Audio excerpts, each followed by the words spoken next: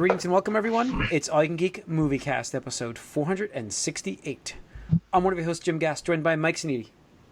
What's up? Corey Feinside. Yo. And Tony Korkanakis. Word. Welcome, guys. Welcome, listeners. Welcome, viewers. To 468. Getting close to Halloween, guys. So, anybody dressing up as anything? You guys dressing up as anything? Probably something. Something? Go out with my boys. You know? Yeah. I haven't really picked a costume yet myself. Is it getting too late for that, you think? I don't know. It's like... No. I don't know. I'm trying to do something... You got 2 weeks, dude. I know. It's not too late.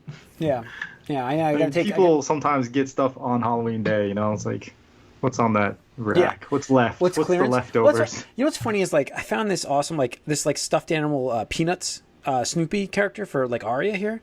And I was like... It's going to be on clearance in like 2 weeks. I can just come back and get it then. Yeah. So I'm like, why would I buy this now? I thought it was hilarious, though, this whole weekend. I was busy this weekend, but getting into what we've been up to, I really haven't gotten to watch too much. But I will get into that. I have watched something. Tony will be very happy. Very happy. But let me get into... well, I don't know if you'll be very happy, but you'll be like, finally. Anyways, so...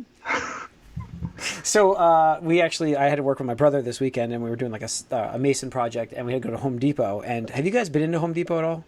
Like this in a while.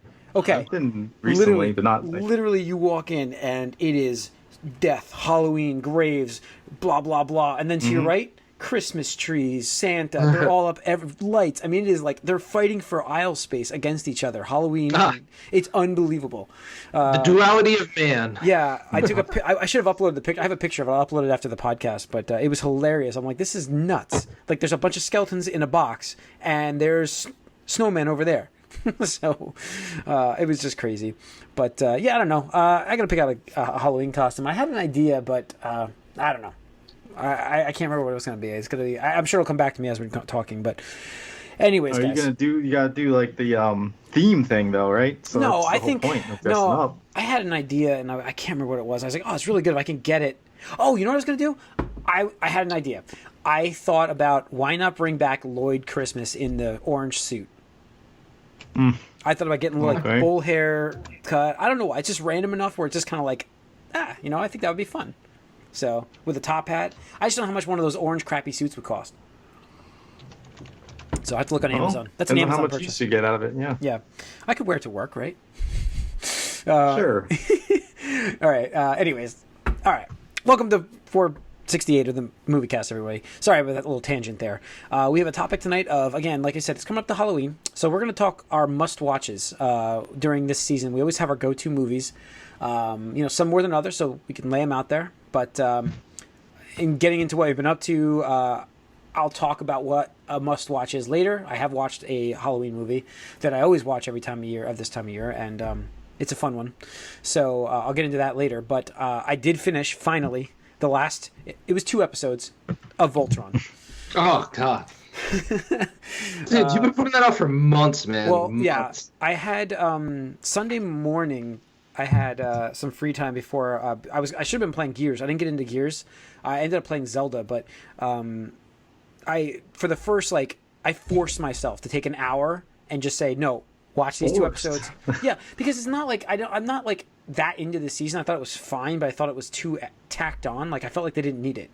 Like I felt like this season didn't need to happen. And the same thing with the finale. I thought the finale at that point, I'm like, I don't like any of this story that's happening right now, and I don't like what they've done with the characters, the villain. I also didn't like. I understand that there was a clamoring for a little bit of spoilers for those wondering here, but it's so old that I hope it doesn't matter. But I also don't like the clamoring we had at the end of 2 seasons ago or last season of the gay character in the show not getting his like focus or something like that, and then like they gave him the last sequence of this show like out of nowhere. It just seems so random. That he had the last screenshot of the show with his well, that's what it was. It was a knee-jerk reaction. They're like, these people are upset. Let's throw him a bone. But then they kind of just pissed him off even more because he just gets married to some rando dude. It's like, okay, like all right. Yeah, I was like, what the?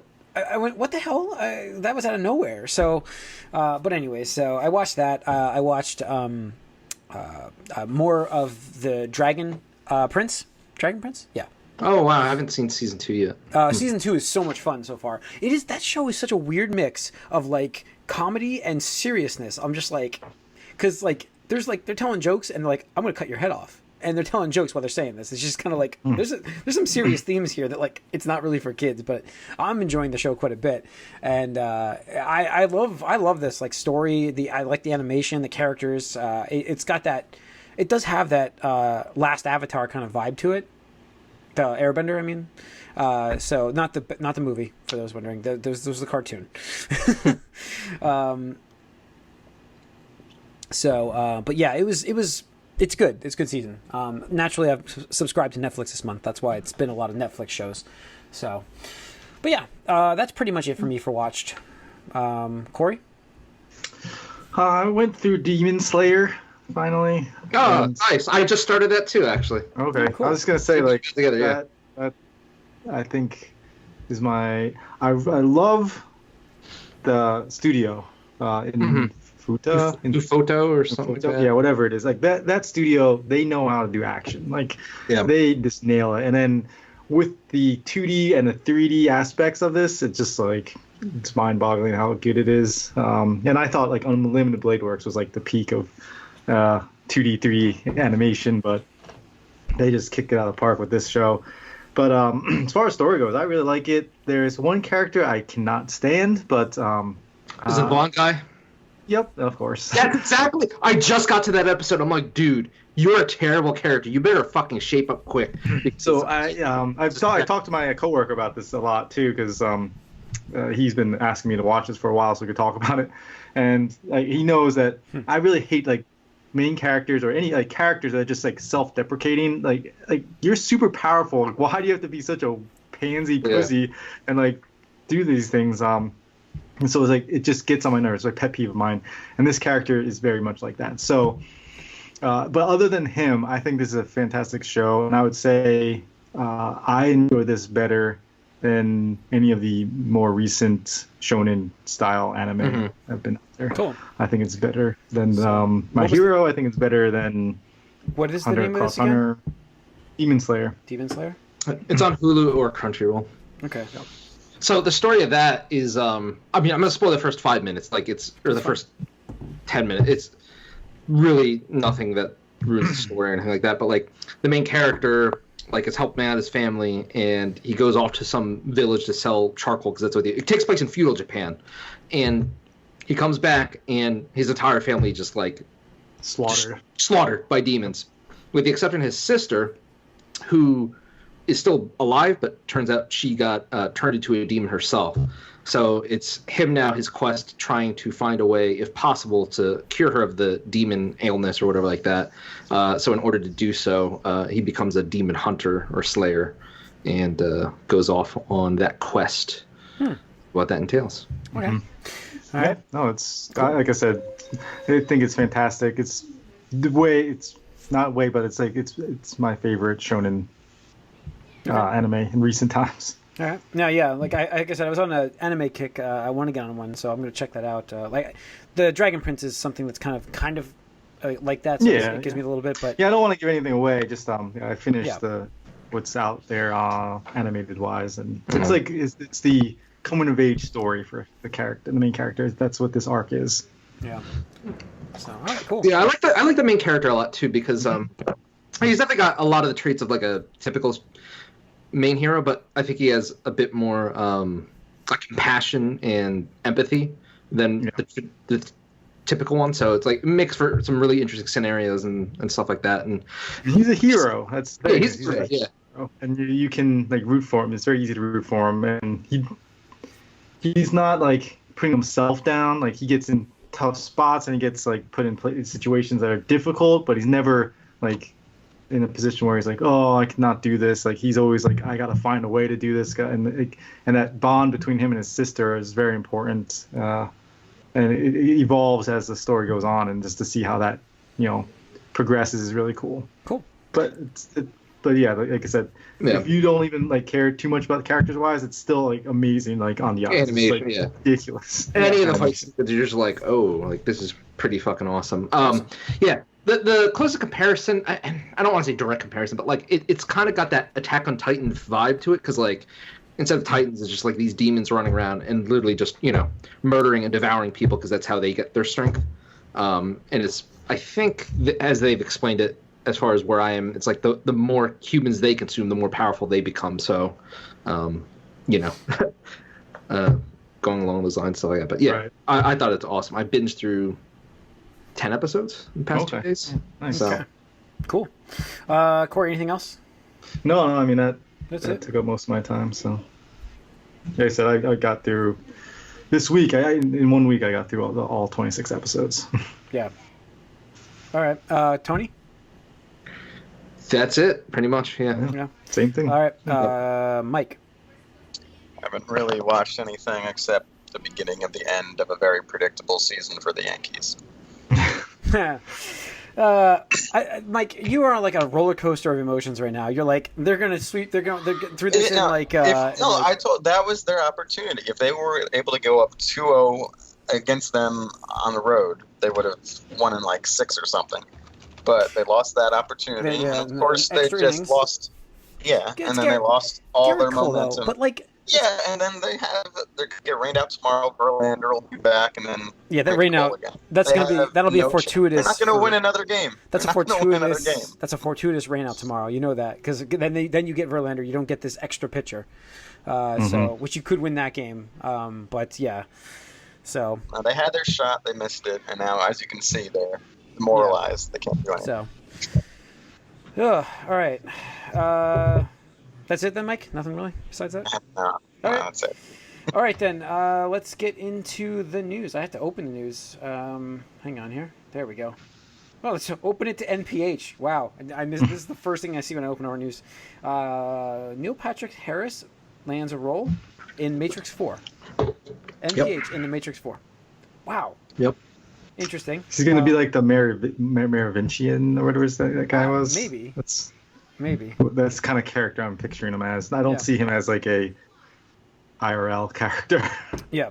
I don't know what else he could. I don't know what role. Maybe he's the new villain. Ooh. Yeah. The new agent. I think he. Agent I don't Patrick. Know. Is this going to be a prequel or is this going to be a sequel?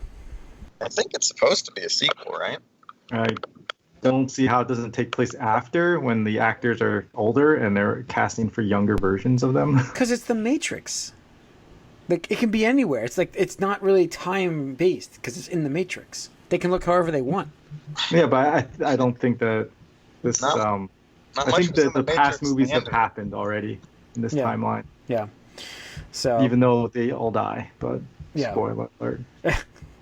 All right. Let's see what else we've got. I put this in here, the AMC On Demand. I got an email today about AMC On Demand launching. I was like excited because I'm like, this gets you movie points, so you get like stubs rewards towards your movies if you buy digital movies through AMC. But I didn't realize though that it doesn't link with Movies Anywhere yet at that point when I posted this. That's a big loss though. Like if it was like, not posting the I don't know, if it wasn't like.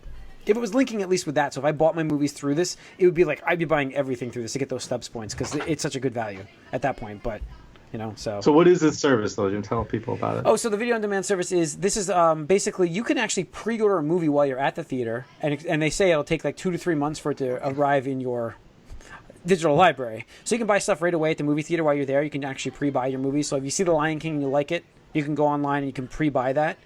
And then if you if you go into like regular movies, you can rental movies. It's the same thing as Amazon or same thing as like iTunes. So, all right, I got World War III happening behind me. So I'll be right back, everybody. Keep going. Sure. But yeah, that's about it. So it seems like it's another one of these. It's not the whole thing is not a subscription based. You're actually buying. It's not like a Netflix. You're buying these movies. More like iTunes. Yeah, but is it like within their client or is it? That's what I was a little confused with. I read it and I didn't understand. Yeah, that's what I was a little confused with as well. I was like, that's why. Tell us more, Jim. But yeah, it seems like it's they have their own.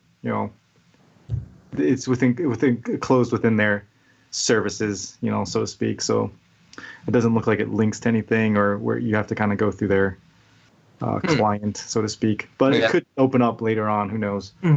But it's interesting because, this is the sort of thing I was talking about before, probably a year or two ago when we were talking about like the whole movie pass, and even I think with like Marvel, and more so Marvel than DC, but like talking about like how to monetize, moviegoers more, because, the ticket sales and whatnot, obviously outside of concessions, it's like, there you go. It's like, hey, you saw this movie in the theater, pre-order it through us, and maybe get like $5 off, or something stupid or whatever.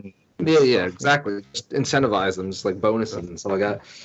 So I mean, hey, for movie theaters, I guess. Like, well, I mean, for AMC, it's a good step for them to keep people in their ecosystem. It's all about that whole ecosystem thing, right? Yep.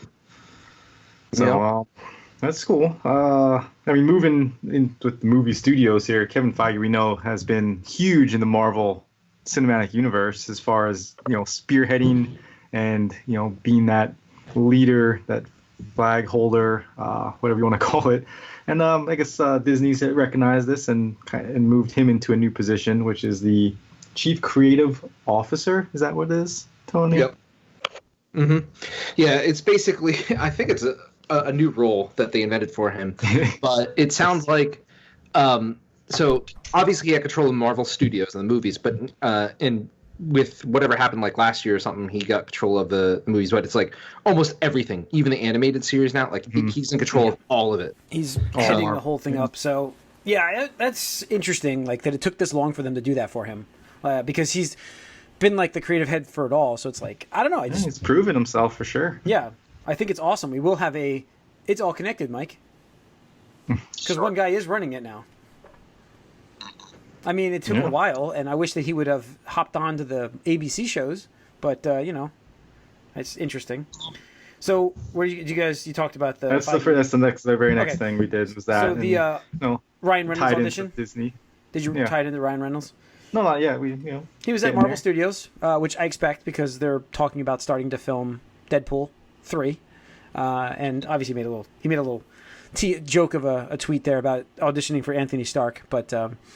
on his tweet. But obviously it's pretty cool to see him at Marvel Studios, and they're obviously meeting with him for Deadpool 3. I mean, that's not been confirmed, but why else is he there? So. Yeah.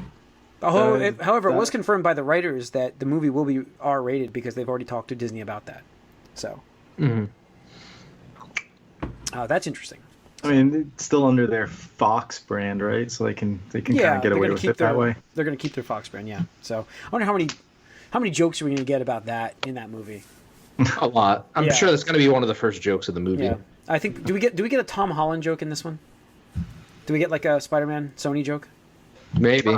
I hope so. Yeah. I mean, it's like Deadpool and Spider-Man has a very, funny history in comics and how they get confused with each other, and everybody thinks Deadpool's Spider-Man and vice versa. So yeah, and then we also had more Disney Plus news. Well, actually, we had all the news. This was all news. It was 3 hours long of them announcing content. So it's been interesting. They're still yelling behind me. Great. Sorry, everybody, if you can hear that. So it basically took 3 hours for Disney to go over their entire catalog of movies and TV shows, and we're going to get awesome stuff. I mean, Gargoyles confirmed. We're getting Darkwing Duck confirmed. The Disney Afternoon. We're getting everything. The Disney Afternoon slot. Literally everything you can think of, with the exception of like Songs of the South, which is for obvious reasons Yeah, but we are literally getting everything from their vault. They're like rolling it all out. I mean, it's ridiculous it's like 700 different things. You can't say they don't have the content then immediately to compete with Netflix. No, it's one of those things where you kind of forget how much Disney owns, because you just think of this is the Marvel stuff, this is Star Wars stuff. But like Disney itself, like they have a huge backlog of content and material and stuff that they can throw into their streaming service. And then also, sorry, go ahead. No, and it's also like I'm sure there's stuff that they have planned for either seeing how some of the stuff does and then either kind of bringing it back and doing newer versions or continuing the stuff. Because they'll see the metrics on what people are watching and maybe we'll get newer things. When is it coming out here? When is it start? Yeah. 12th of November. Is that right? Oh wow, so a month out. Yeah, we're in. I mean, that's when Mandalorian. Yeah, Mandalorian. Is, right? It's the 12th. It launches on the 12th, which I'm not sure all of this content is available at launch, but I know that. No, I'm sure they're gonna trickle it out a little bit. Yeah, but we will get everything, so it's pretty interesting. So, all right. Lastly on the news, we've got Catwoman casting for the Batman movie. Matt Reeves' Batman. The second official casting. Zoe Kravitz has been cast as Selena Kyle, aka Catwoman, in this movie. So interesting. I like the casting. I didn't know that it was his Jason Momoa's stepdaughter. Did you know that? Yeah. Yeah, it's Lenny Kravitz and Lisa Bonet's daughter, and it's funny enough, Lisa Bonet is a bit older, but she's dating Jason Momoa. She was the one on the Cosby Show. We don't call someone your stepdaughter dating. I don't know. No, they're married. If it's stepdaughter, Are they married? He said stepdaughter in the interview. He's Proud of his stepdaughter. I don't know if they're really married. Yeah, I don't know. I wouldn't call someone my stepdaughter if I wasn't married to the person. Yeah. Well, these are some Hollywood types. Exactly. What do you guys think? You good casting? No, I mean, I like the casting. I put on Discord that I was like, because I had a couple people in mind. I was like, I really would like to see these two actresses because I thought they were like really badass and kick butt in the movies that they were in recently. And that was Vanessa Kirby and Samara Weaving from Ready or Not, the horror movie. And they kick butt in those movies. I was like, these chicks are awesome, and they just so happen to be, very attractive blonde girls. And I was like, it's kind of nice that you're not getting that here because that would have been kind of the layup, But as far as Zoe Kravitz goes, it actually is a more fitting casting for the character, in the art style of like Batman Returns, so to speak. So it's good. I like it. I'm not. Yeah.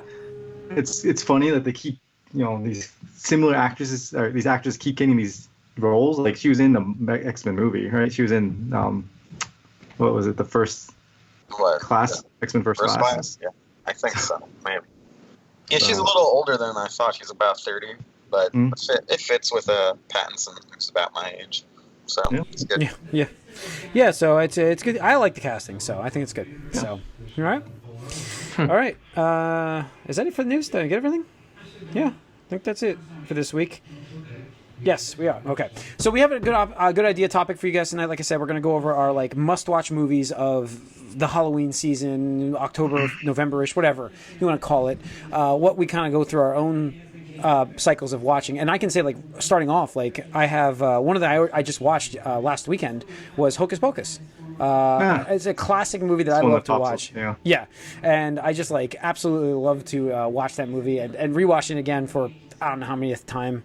It's just it's so funny. It's so good. It's a fun movie. I watched it with a 6-year-old and I'm like, believe it or not, it's a PG movie and it's pretty adult for a 6-year-old to watch. But she's seen it already before apparently, so it was fine.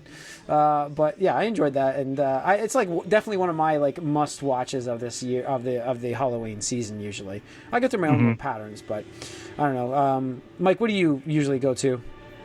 I'm not a big horror movie fan. So I tend to watch older things or even sort of analysis. I watch Cinemassacre stuff about Monster Madness. He does a lot of stuff for October. I normally watch that where he goes over classic horror movies and sort of reviews them and stuff. But for me, I'll watch some of the old stuff like the Abbott and Costello Meet the Mummy, things like that every now and then, funny stuff you can just throw on in the background. There's nothing I delve into really that I'm really all that into. This time of year I like shorter stuff. So yeah, that's pretty much it. Oh, really? Corey, do you have any Angel or Buffy? Do you watch that? That's just year round for you, right? I'd watch that. They're not very Halloween-y. They have a couple Halloween episodes here and there, but it's all right. I do like horror movies. There's some pretty good ones that are recent. One that just popped into my mind when you were saying this was Drag Me to Hell, which I thought was pretty good. You always raved about that one, yeah. So that was cool. I definitely would recommend that, and Cabin in the Woods is another one that comes to mind. I was never impressed. Cabin in the Woods should be right up my alley, and I thought it was I don't know, I didn't think it was that great. So yeah, no, I can understand. I think it's got a very polarizing fan base there. Tony, what do you have like a must watch? Well, Nightmare Before Christmas obviously is like the low hanging fruit there. Although, Yeah, but it's like good to just cash in kinda- on those. Like for me, like like The Shining. I feel like I have to watch that at some point here, and that's always like the classic too. So, Yeah. Well, that I love watching The Thing. That's probably my favorite that's horror a movie. great one. Yeah, That's a great we one. talked Yeah. about that in Yeah. our couple of years ago. I think Yeah, a couple years ago, was that's our our number one, top. right? I think Yep. there's our number one. Yeah. So. Yeah. Aliens up there. Oh yeah. And some of the older like Friday the 13th or Nightmare on Elm Street, like the early slasher, horror. Yeah. It's just because Even like Scream, just like Halloween, obviously, yeah, Scream. What's funny is I don't actually think of like Aliens as like in Halloween. I don't think of it as a Halloween type movie. I think of it more of an action movie, like Aliens more so, but Aliens more actiony. But it definitely would fit just as far as like great monster movies and that kind of thing. Yeah. Obviously, we talked about before Descent being Descent's one great. that, like, if you're claustrophobic, Descent's that great. movie. Yeah. I mean, I like the classic family stuff too. Like A Great Pumpkin, Charlie Brown is one of those classics, and Garfield's Halloween is still one of my favorites from even when I was a kid. It's like creepy. That's a creepy cartoon when you watch that one. I don't remember that too much. I remember I read a book. I don't know if I remember what the story was though. Yeah, it was. They find like a creepy old house, and like I gotta remember, Jesus. And the guy, I know doesn't the guy like scare the shit out of them, and he like disappears at the end of it or something like that. It's really dark. It's really like a dark. Garfield is pretty dark, anyways. If you read the other side of like Garfield, whatever it was, but I don't know. That's always a must watch. Any zombie flicks, guy? We haven't really covered any zombie flicks. I'm so Yeah, no, I'm down on zombie flicks just because. I mean, Dawn of the Dead, the Zack Snyder one, which is funny because we hate Zack Snyder. It's actually pretty decent. Yeah, I like to play like Resident Evil games or something like that. Mm-hmm. Yeah. I mean, we'll get into the. I mean, we I'm can go more. over that in the Gamecast too. Yeah, A little bit of that, so. Mentioned it here briefly. Beetlejuice is actually pretty good for Halloween. Yeah, that was a good. You know what? I feel like watching that movie. Honestly, you can watch any Tim Burton movie. They all give you the same Halloweeny vibe. Yeah, Corpse Bride. They're all Tim Burton movies. Yeah. So Batman Returns. Well, that's Christmas movie, but it's got a Halloween style. Oh, you know what I used to like too when I was a bit younger. I haven't done it in a while, but the Simpsons episodes, their specials. Treehouse Horror. Treehouse Horror. Yeah, I always like those. Those are, I don't know how they are now. They're still going on, are they? They're still doing it. I don't know if they're any good. I was gonna ask you guys if you had any like Halloween special TV episodes that. That's what I'm trying to think of. Oh, do you guys remember that old Nickelodeon series? I think it was Nickelodeon. Are You Afraid of the Dark? That's Thank you. That's when I'm back. There you go. Yeah.